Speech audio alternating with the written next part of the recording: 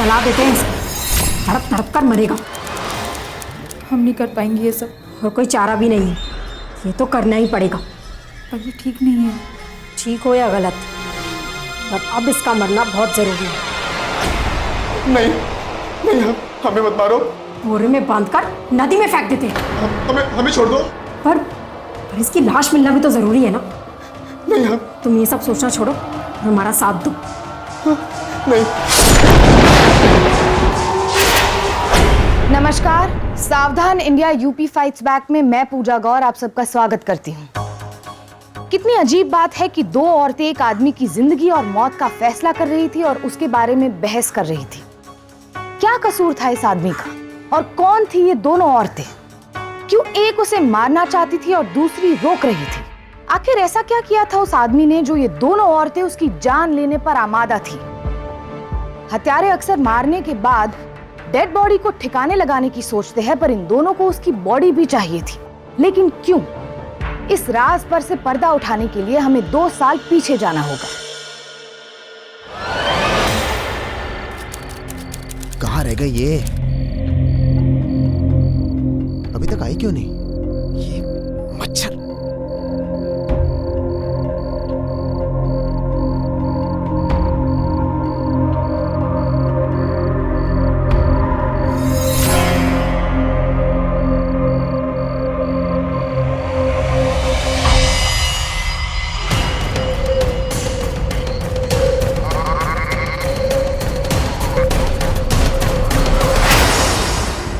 इतनी देर काहे हो गई? वो बाबूजी जाग रहे थे। तुम्हारे बाबूजी ना सिर्फ नाम के सज्जन है, सज्जन सिंह। काम से ना तो वो बिल्कुल दुर्जन है, दुर्जन। हरविंदर, हमारे बाबूजी हैं वो। अच्छा अच्छा ठीक, लेकिन कल देरी मत करना। केवल एक बस है सुबह में, और अगर वो छूट गई ना तो फिर। और हाँ, ध्यान रखना कि किसी को कुछ पता ना चले, वरना बहुत मुसीबत हो जाएगी। क्यों, डर तो नहीं लग रहा है ना? अरे मैं हूं ना।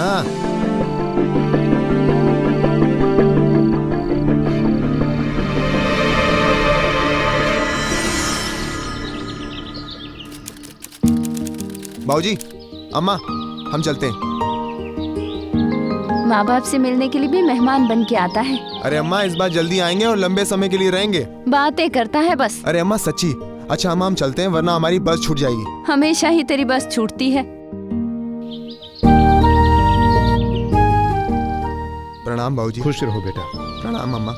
खुश रह बेटा, खुश रह। चलते हैं।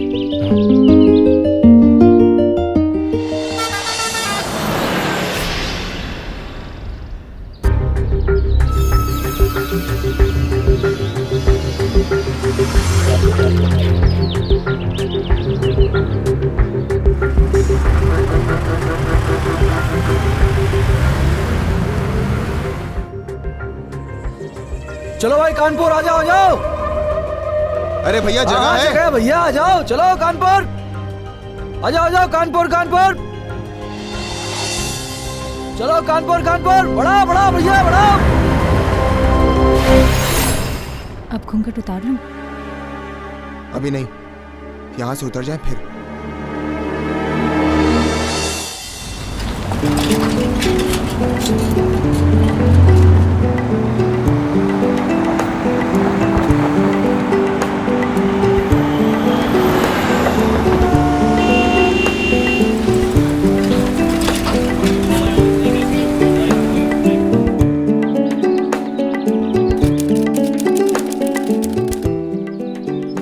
गांव जाने से पहले हमने यह मकान किराए पे लिया था। थोड़ा छोटा है। कोई बात नहीं हरू।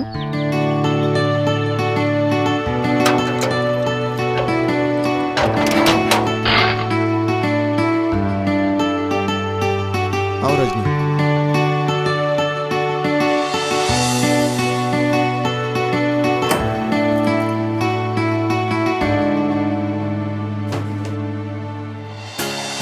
जानते हैं कि तुमको अच्छा नहीं लग रहा होगा, लेकिन शहर में मकान बहुत महंगे मिलते हैं। एक बार हमारे बीमा करने का काम बढ़ जाए, फिर मकान भी बड़ा ले लेंगे। और वैसे भी 2 लोगों को कितनी जगह चाहिए रहने के लिए? हाँ बोलो। हरविंदर, घर के छोटे बड़े होने की कोई बात ही नहीं है। अब देखो ना, हम तो सारी लाज लज्जा छोड़कर यहाँ तुम्हारे साथ भाग कर आ गए हैं। बस हम ये चाहते हैं कि तुम कभी हमें छोड़ के ना जाओ। अगर छोड़ना ही होता तो अपने साथ क्यों लाते? तुम हमेशा मुझे ऐसे ही प्यार करोगे ना? इससे भी ज्यादा। अब आ जाओ।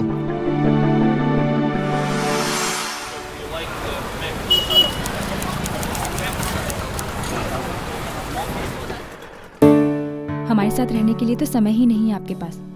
कभी इधर तो कभी उधर, कभी इस शहर तो कभी उस शहर। 2 दिन घर में रहते हो और 4 दिन बाहर। इस बार कितने दिन बाद वापस आओगे? ये क्या है? वो खाने के लिए कुछ बना दिया, पता नहीं बाहर कैसा मिलेगा। अरे मेरा मतलब था ये टिफिन कहाँ से ले आई तुम? अच्छा ये, वो पड़ोस वाली पायल भाभी है ना, उनके साथ बाजार गई थी, अच्छा लगा तो ले आई। और ये देखो ना, इसमें आपके नाम का एच भी बना हुआ है। वैसे बताइए ना, कितने दिन बाद वापस आएंगे? तुम्हें क्या लगता है कि तुमसे दूर रहकर हमें अच्छा लगता है?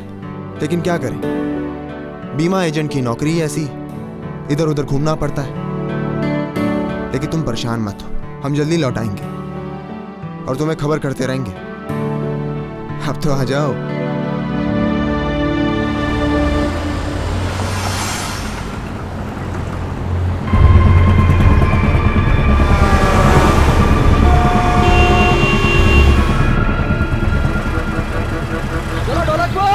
चलो ढोलकपुर आ गया भाई।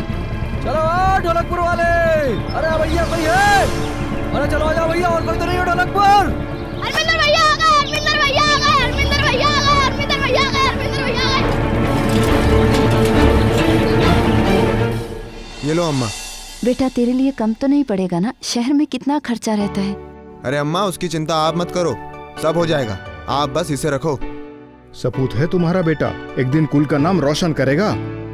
तो कुल को आगे बढ़ाने के लिए बोलो ना इसे। क्या मतलब? बेटा मैं तेरी शादी की बात कर रही हूँ। अरे अम्मा, शादी हो जाएगी, इतनी जल्दी क्या है? समझा करो। पड़ोस के गांव से खजान सिंह के यहाँ से शादी का रिश्ता आया है, बात आगे बढ़ाऊं? अरे बाबूजी, आप अम्मा को समझाइए ना। अरे अम्मा, एक बार हमारा प्रमोशन हो जाए तो हम पक्का शादी कर लेंगे। हरमिंदर भैया आपको सज्जन काका ने बुलाया है। ठीक है तू चल, हम आते हैं।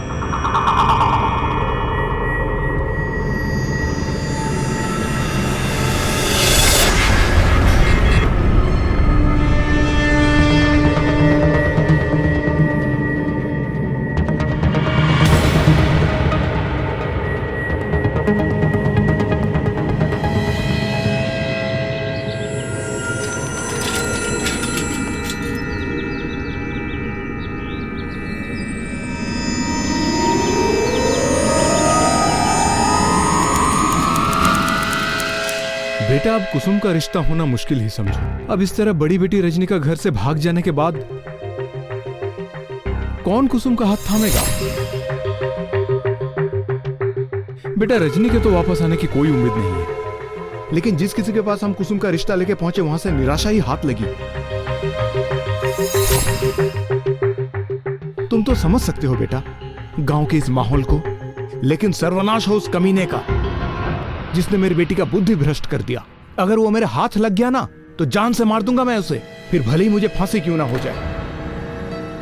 सारे गांव में थू थू हो रही है, कहीं मुंह दिखाने लायक नहीं रह गया मैं, जीना मुश्किल हो गया है। चाचा जी, जो हो गया सो हो गया, और आप लोगों की बातों पर ध्यान मत दीजिए, कुछ दिन बाद वो अपने आप चुप हो जाएंगे। अरे कीड़े पड़ेंगे उस कमीने को जिसने मेरी बेटी की बुद्धि भ्रष्ट की। नरक में सड़ेगा वो, नरक में। पर मैं कहता हूं बेटा, बड़ी बेटी रजनी के कुकर्म की सजा छोटी बेटी कुसुम को ना मिले, इसलिए बेटा तुमसे एक प्रार्थना है। हाँ चाचा जी बताइए ना। बेटा कुसुम का अब गांव में आगे पढ़ना बहुत मुश्किल है, तुम्हें पता है। पहले नंबरों से पास हुई थी ये इंटर में, पर अगर यहां रही तो सब बर्बाद हो जाएगा। तुम तो बेटा शहर में रहते हो ना, तो मैं सोच रहा था वहीं शहर में अगर तुम इसका किसी कॉलेज में दाखिला करा देते और वहीं कोई हॉस्टल दिखा देते तो बेटा बहुत अच्छा रहता। कम से कम ये बीए तो पास कर लेती। तुम तो समझ सकते हो बेटा, तुम तो इसके बड़े भाई जैसे हो। लेकिन चाचा जी मैं कैसे? ना बेटा ना, मना ना करना बेटा, इस गांव में मुझे तुम पर ही भरोसा है। ठीक है चाचा जी, जैसी आपकी आज्ञा।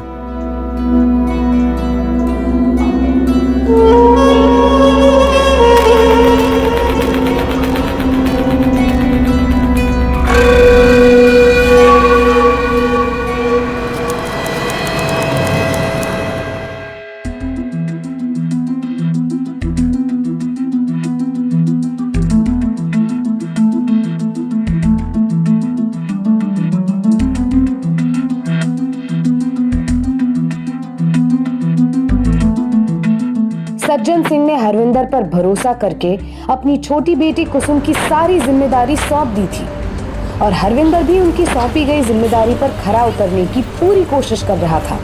पर कुसुम के पिता सज्जन सिंह को इस बात का बिल्कुल भी अंदाजा नहीं था कि हरविंदर के दिल और दिमाग में कुसुम को लेकर क्या चल रहा है।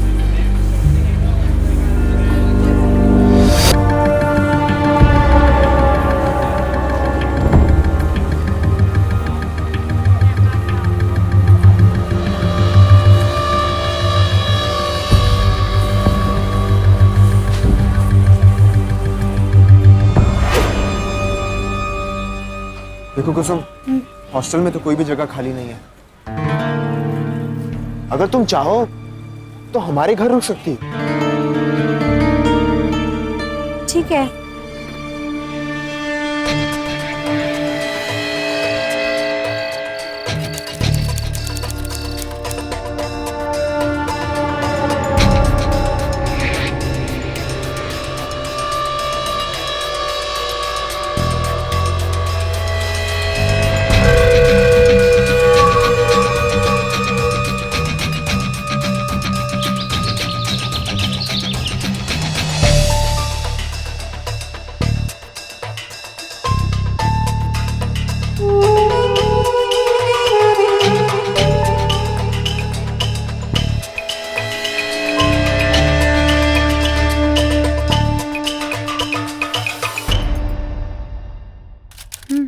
खाना जाने लगे हैं तुम्हें कुसुम।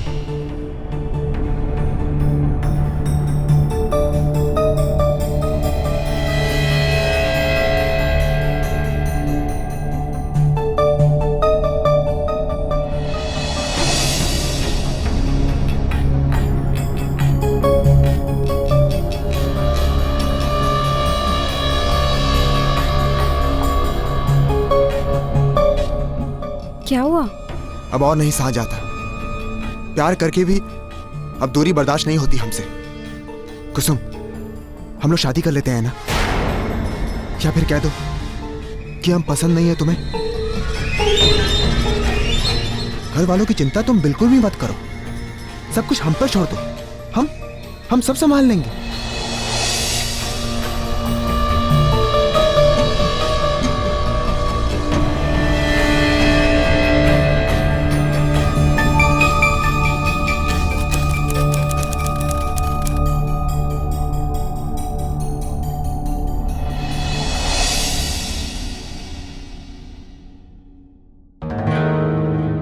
अरे वाह, कमरा तो बहुत अच्छा सजाया है।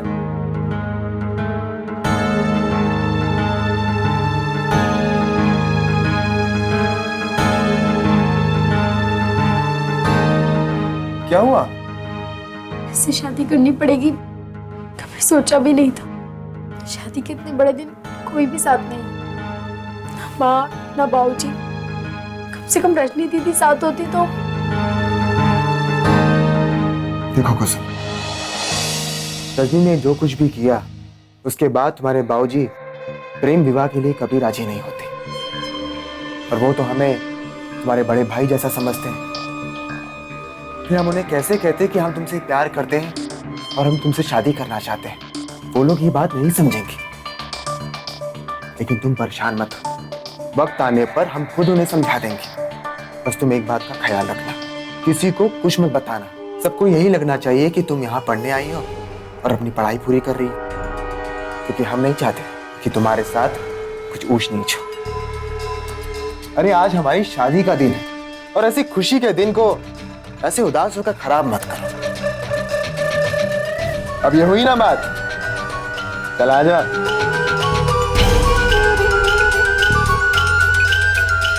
और अब हरविंदर की दोनों पत्नियां एक ही शहर में थी।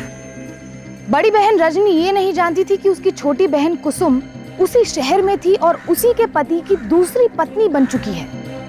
और वहीं कुसुम भी रजनी के हालातों से नावाकिफ थी। शातिर हरविंदर ने दोनों बहनों को एक दूसरे की सौतन बना दिया था। वो काम के बहाने कभी एक तो कभी दूसरी से मिलने जाता था और लगातार दोनों को धोखा दे रहा था। वो आग से खेल रहा था।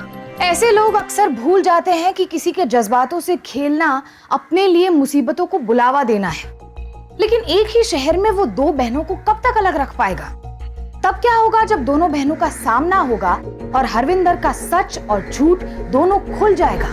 और इस बात का एहसास उसे तब हुआ जब आखिरकार वो नौबत आ ही गई। कैसे हुआ ये सब?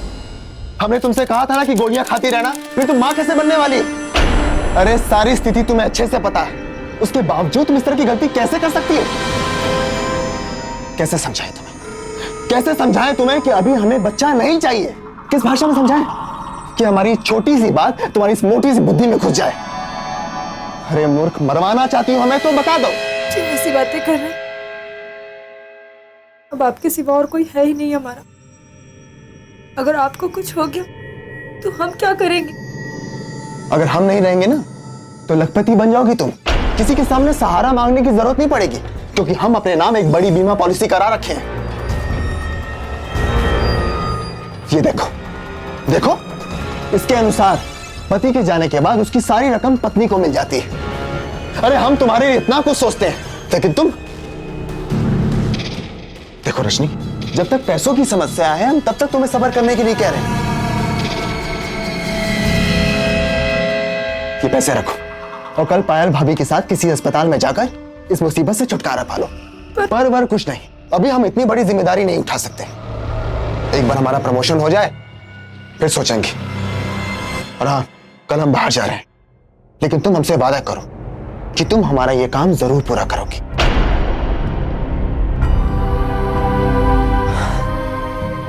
देखो रश्मि, जिम्मेदारियां उठाने के लिए तो पूरी जिंदगी पड़ी है। अभी तो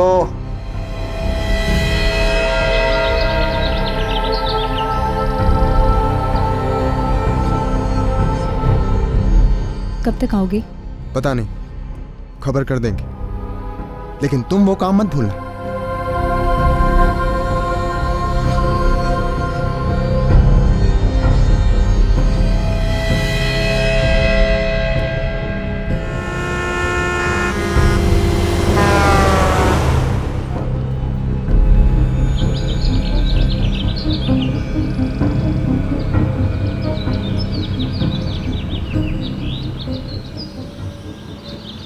अरे कुसुम, इस बार का सफर तो बहुत थका देने वाला था। अरे आप हाथ मुंह धो लीजिए, मैं कुछ खाने के लिए बना देती हूँ। अरे उसकी कोई जरूरत नहीं है, कुछ खाना है हमारे पास।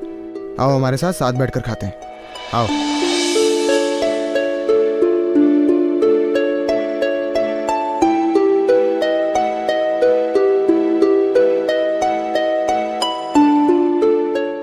ये लीजिए।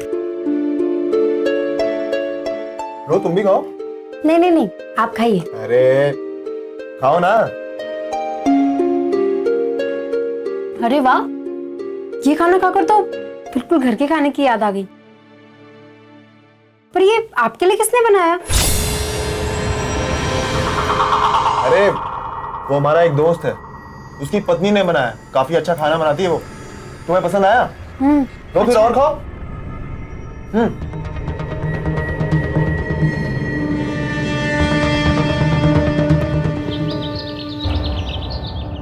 हेलो कुसुम बेटा, कैसी हो?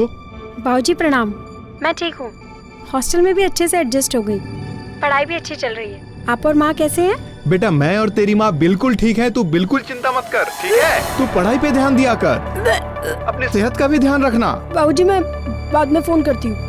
हेलो हेलो कुसुम बेटा, हेलो। ये लड़की भी ना हमेशा जल्दी में रहती है।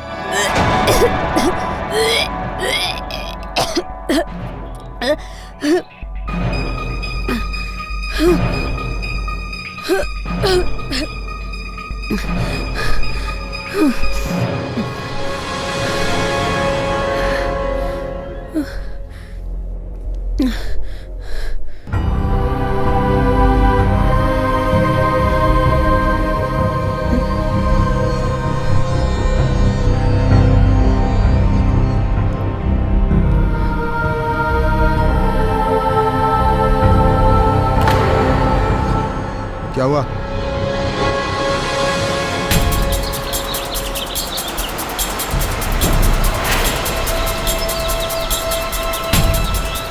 तीन महीने? अरे 3 महीने हो गए और तुम अब हमें बता रही हो? तुम्हें कैसे पता नहीं चला? नहीं पता चला तो नहीं पता चला। डॉक्टर ने क्या कहा?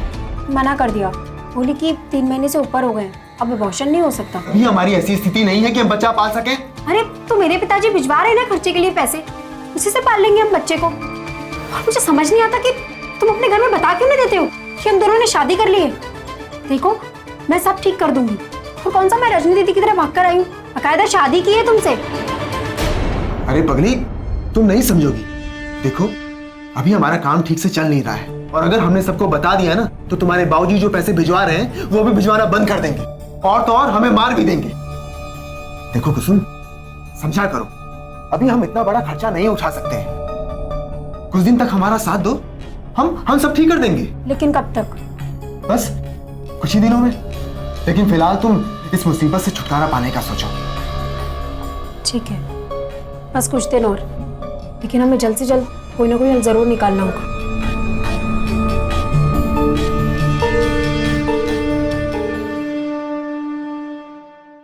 कुसुम और रजनी दोनों बहनें एक शातिर आदमी के जाल में पूरी तरह फंस चुकी थी। इधर कुसुम के साथ हरविंदर हर वक्त एक नई चाल चल रहा था, तो उधर रजनी के साथ भी उसकी ज्यादतियां अचानक से बढ़ने लगी थी।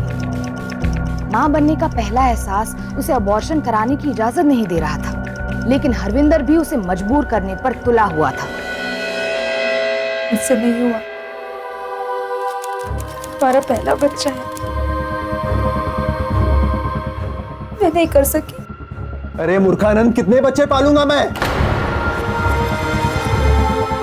देखो अभी पहला है, फिर बोलोगी दूसरा है, बस ऐसे ही चलता रहेगा।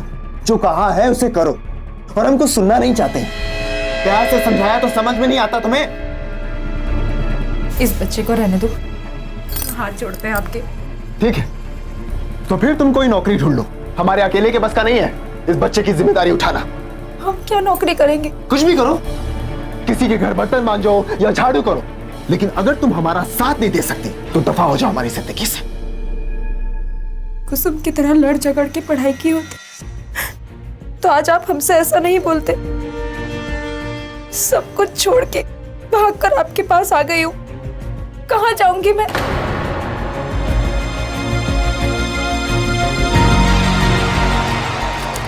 उनका पता होता तो उन्हीं से बात कर लेती।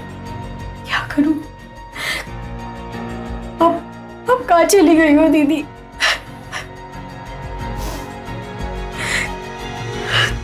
मुसीबत में बहनें एक दूसरे का बड़ा सहारा होती है, और अपनी जरूरत पर रजनी और कुसुम दोनों को एक दूसरे की बहुत याद आ रही थी। पर एक ही शहर में होते हुए दोनों बहनें परेशान थी और एक दूसरे से अनजान भी, क्योंकि हरविंदर ने खेल ही ऐसा खेला था। आखिरकार एक दिन हरविंदर दोनों को कुछ काम है बोलकर कहीं चला गया। इस दौरान दोनों को ही हरविंदर के बदलते व्यवहार की वजह से अपने अपने भविष्य की चिंता होने लगी। तो क्या दोनों बहनों का सच एक दूसरे के सामने आएगा, और क्या होगा जब दोनों बहनों का राज उनके सामने खुलेगा?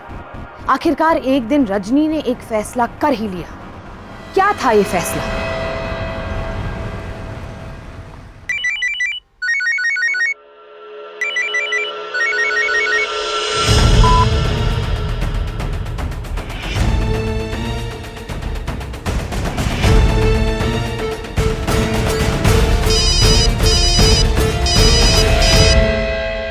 हेलो, कौन? हेलो कुसुम, मैं रजनी। रजनी दीदी, आप कहाँ पे हो दीदी? कैसी हो दीदी आप? आपको ये नंबर कहाँ से मिला? दीदी आप ठीक तो हो ना?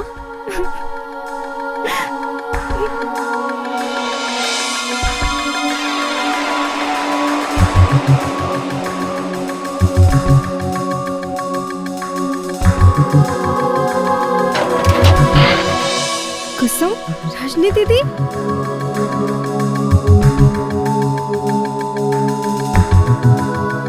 कैसी हैं? मैं अच्छी हूँ, आप कैसे हो? चल आजा। दीदी आप कानपुर में ही थी और बाबूजी ने आपको कहाँ कहाँ नहीं ढूंढा? शादी कर ली मैंने। दीदी ऐसे भागने की क्या जरूरत थी? और ऐसे किसके साथ चली आई आप? ध्यान रखना कि किसी को कुछ पता ना चले, वरना बहुत मुसीबत हो जाएगी। देख कुसुम, भागना मेरी खुशी नहीं बल्कि मेरी मजबूरी थी। बस इसके आगे और कुछ मत पूछना। दीदी वो मुझे भी आपसे कुछ बात करनी थी। हाँ बोल। पर वादा करो दीदी कि आप किसी को कुछ नहीं बताओगी।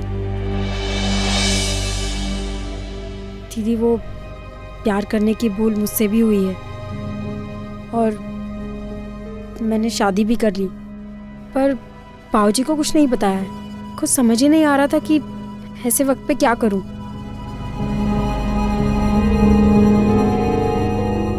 पर अब तू चिंता मत कर, मैं हूं ना तेरे साथ। चल अच्छा है तू आ गई है ना, अब मेरे बच्चे को मौसी के साथ खेलने का मौका तो मिलेगा। दीदी तुम भी का मतलब?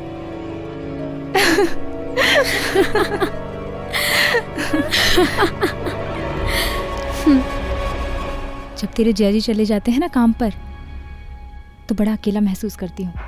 कानपुर इतना बड़ा शहर है, मुझे बहुत डर लगता है यहाँ के माहौल से। इसीलिए वो पड़ोस वाली भाभी है ना, पायल भाभी, उनके साथ चली जाती हूँ कभी कभी घूमने के लिए। लेकिन अब तू आ गई है ना, अब तेरे साथ जाऊंगी। दीप मेरे उनको भी बाहर जाना पड़ता है काम के लिए। अच्छा करते क्या है हमारे दामाद जी? वो इंश्योरेंस एजेंट हैं। अरे वाह, तेरे जीजा जी भी बीमा का ही काम करते हैं। अच्छा हाँ, कैसा संजोग है ना, हम दोनों बहनें एक ही शहर में थी और हम दोनों के पति भी एक ही काम करते हैं। वैसे कुसुम एक बात बता, तू खुश तो है ना? दीदी अभी तक तो सब ठीक था, पर जैसे ही उन्हें बच्चे के बारे में पता चला, पता नहीं मुझसे हमेशा गुस्से में रहते हैं, ठीक से बात भी नहीं करते। ऐसा लगता है कि जैसे मैंने कोई गुनाह कर दिया हो। तेरे जिया जी का भी यही हाल है। मुझे लगता है ना ये सारे मर्द एक जैसे ही होते हैं। आप ये सब छोड़ो, आपके हाथ का खाना मैं हमेशा याद करती हूँ। अच्छा तो खाना मैं तेरे लिए और लेकर आती हूँ। अरे नहीं दीप, बस बहुत है। तू खाना, मैं एक काम करती हूँ, तेरे घर के लिए भी ना थोड़ा सा बांध कर देती हूँ। तो अरे मैं आती हूँ। अरे दीदी नहीं, रुको ना। अरे दीदी इसमें खाना अच्छे से बांध दिया है।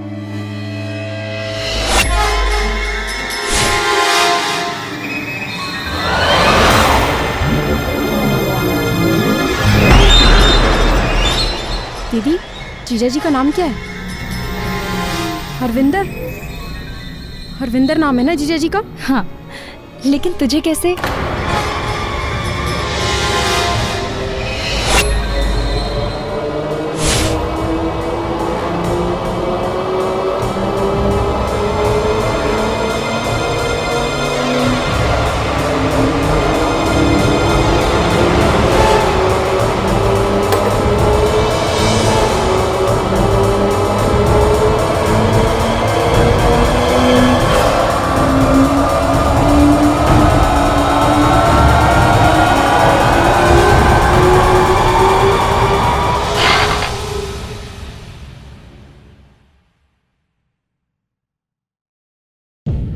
अरे क्या मनुष्यों की तरह मुंह लटका कर बैठी हो? भूख लगी है हमें, हमारे लिए कुछ खाना बनाओगी या नहीं? अरे हम कुछ कह रहे हैं, अब ये रोना धोना बंद करो, हमारे लिए कुछ खाना लेकर आओ।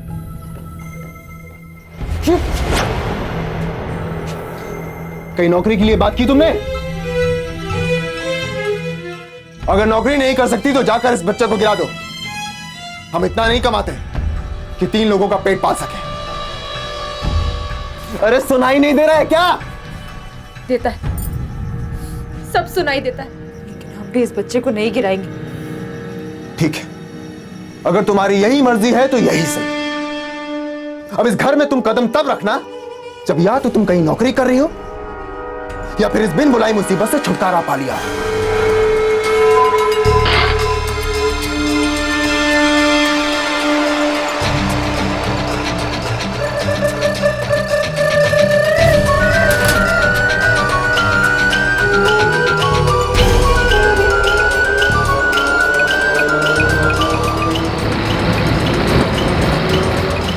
दीदी, मेरे साथ भी ऐसा ही किया।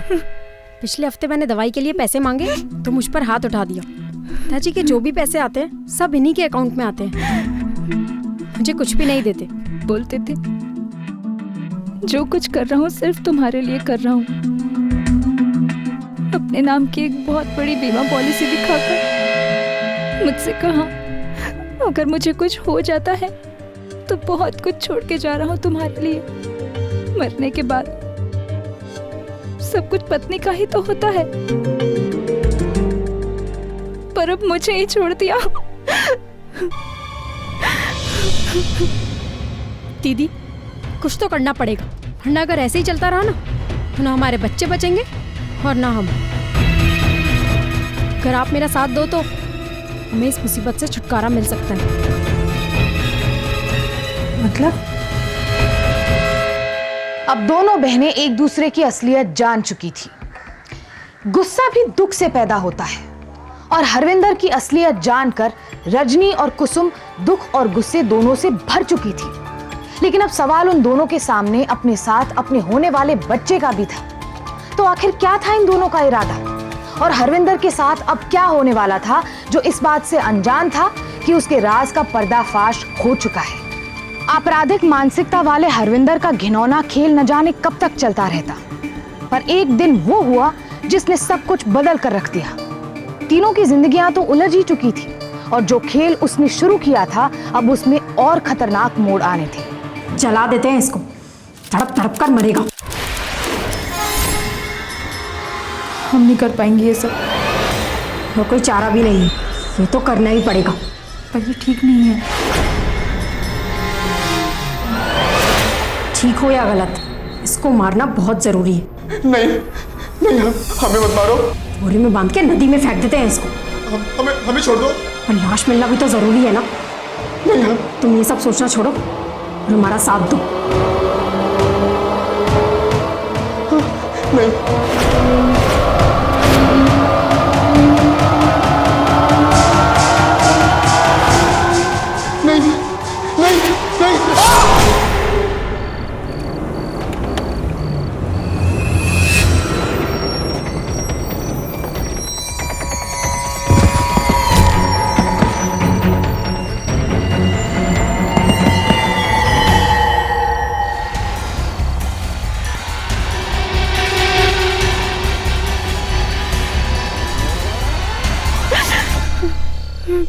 दीदी चलो।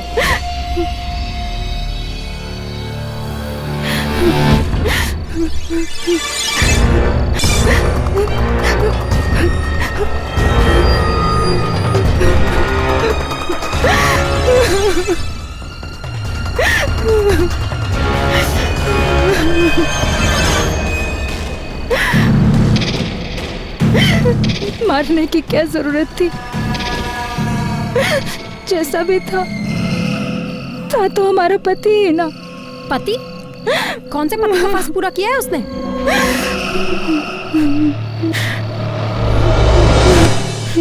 दीदी, पहले उसने तुम्हें धोखा दिया और फिर मुझे, और तो और उसको बच्चा भी नहीं चाहिए था। आप उसकी कौन सी नीयत पर यकीन करती?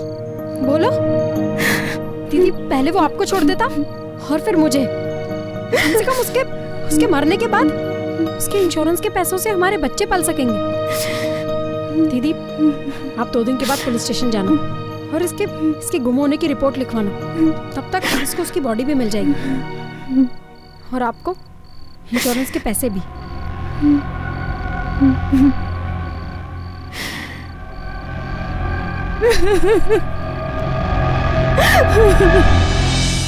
बुराई से बुराई खत्म नहीं की जा सकती और अपराधी बनकर अपराध का इलाज नहीं किया जा सकता। बेशक हरविंदर ने जो किया वो गलत था, पर कुसुम ने जो किया वो भी गलत था। गुस्से में आकर हरविंदर को मारने के बजाय कानूनन अपने हक के लिए लड़ना एक सही कदम होता। कुसुम अगर चाहती तो हरविंदर पर धोखाधड़ी और एक साथ 2 शादियां करने यानी बाइगामी का केस कर सकती थी। पहले से शादीशुदा होते हुए दूसरी शादी करना एक संगीन अपराध है और उसके लिए आईपीसी की धारा 494 के तहत 7 साल तक की सजा हो सकती है। रजनी और कुसुम दोनों कानून की मदद ले सकते थे, पर उन्होंने अपराध का रास्ता चुना और अपनी समझ से उन्होंने फुल प्रूफ प्लान बनाया था, पर दोनों इस सच्चाई से बेखबर थी कि हरविंदर जिंदा था।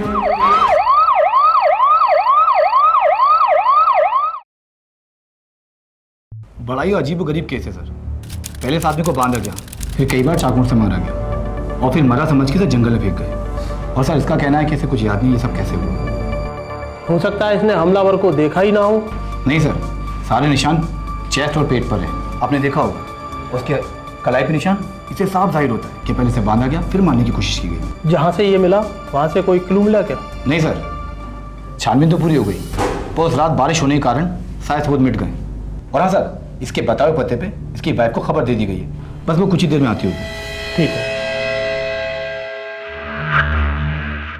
कम से कम उसके मरने के बाद उसके इंश्योरेंस के पैसों से हमारे बच्चे पल सकेंगे। दीदी, आप 2 दिन के बाद पुलिस स्टेशन जाना, इसके गुम होने की रिपोर्ट लिखवाना।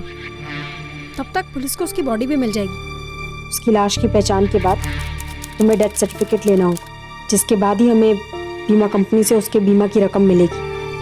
ध्यान रहे, कोई गलती नहीं होनी चाहिए। मैडम, किस सोच में बैठी हो? साहब, ये मेरे पति हरविंदर का फोटो है। 2-3 दिन से घर नहीं आया और कोई पता भी नहीं है। सर, ये तो उसी आदमी की फोटो है जिसे 2 दिन पहले बुरी हालत में हमारे पास एक आदमी छोड़ गया था। हाँ, ये वही आदमी है। तो मैडम, ये आपके पति हैं? जी। क्यों? आपको हमारे साथ चलना होगा।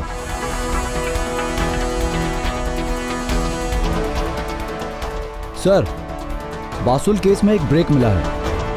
एक औरत है जो हरविंदर की पत्नी होने का दावा कर रही है। इस वक्त वो मेरे सामने ही बैठी है सर। लेकिन हरविंदर की पत्नी तो यहाँ हॉस्पिटल में मेरे साथ मेरे सामने बैठी है। क्या? हरविंदर की पत्नी आपके साथ हॉस्पिटल में? अगर वो वहां है तो ये कौन है? कुसुम? मैडम, ये कुसुम कौन है? मुझे यकीन नहीं होता, कुसुम मेरे साथ ऐसा कैसे कर सकती है? अरे ये कुसुम कौन है मैडम? मेरी छोटी बहन और हरविंदर की दूसरी पत्नी। दूसरी पत्नी? जरा उस कुसुम की डिटेल पता लगाओ। Okay sir. और तुम गाड़ी निकालो। सर। मैडम, आपको हमारे साथ चलना होगा, चलिए।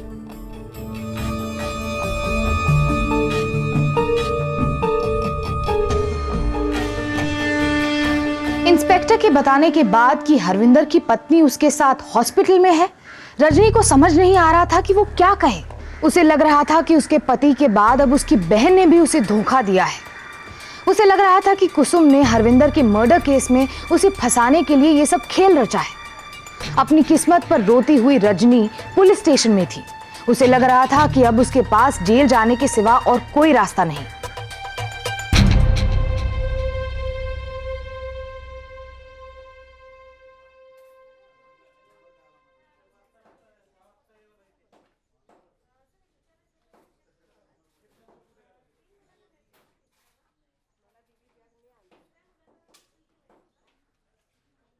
हरविंदर,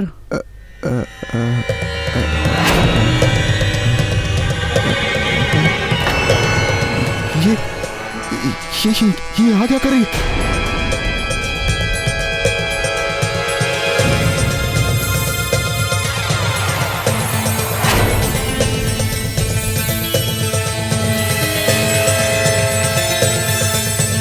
हरविंदर, अब तुम बताओ कि इन दोनों में से तुम्हारी पत्नी कौन है? हम नहीं जानते, बकवास है ये सब। बकवास? बताओ पुलिस को। कि तुमने हम दोनों के साथ क्या किया है। छोड़ो छोड़ो इनको, क्या कर रही हो? मैडम आप यहाँ खड़े हो जाओ।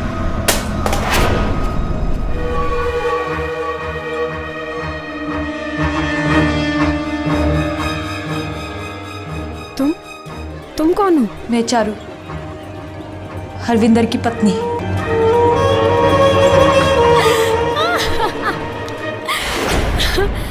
मैं भी इसकी पत्नी, और ये मेरी बहन रजनी, ये भी इसकी पत्नी, और तुम भी इसकी पत्नी। मतलब हम तीनों इसकी पत्नी हैं।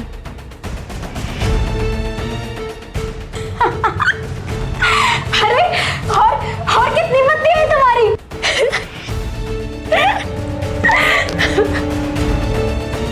हरविंदर, तुम सब कुछ बताओगे या हम उगलवाएं?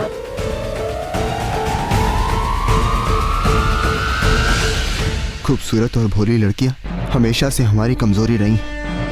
हमारी शादी चारू के साथ 7 साल पहले हो चुकी थी और उस शादी से हमारी ये बेटी हुई। लेकिन हमने अपनी पहली शादी के बारे में किसी को कुछ नहीं बताया था। चारू के बाद रजनी और रजनी के बाद कुसुम भी हमारी जाल में बड़ी आसानी से फंस गई।